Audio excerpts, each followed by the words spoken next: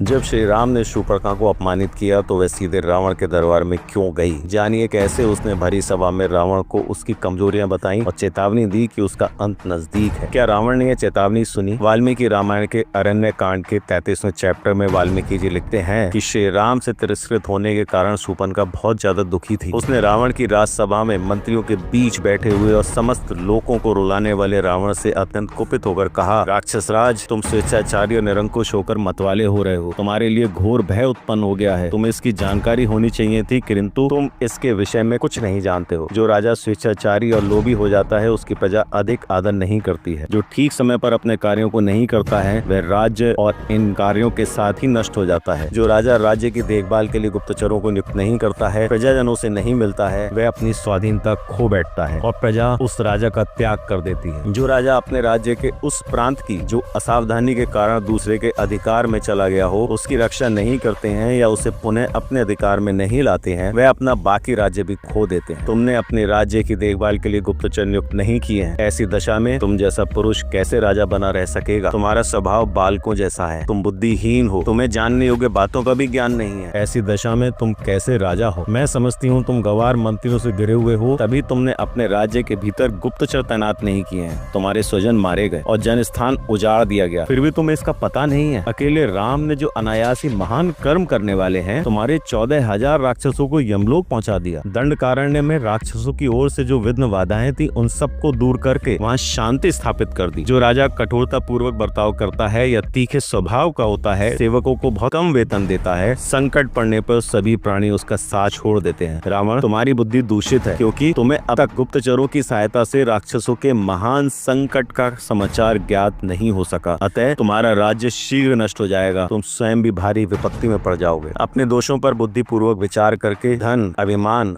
और बल से संपन्न व निशाचर रावण बहुत देर तक सोच विचार एवं चिंता में पड़ा रहा।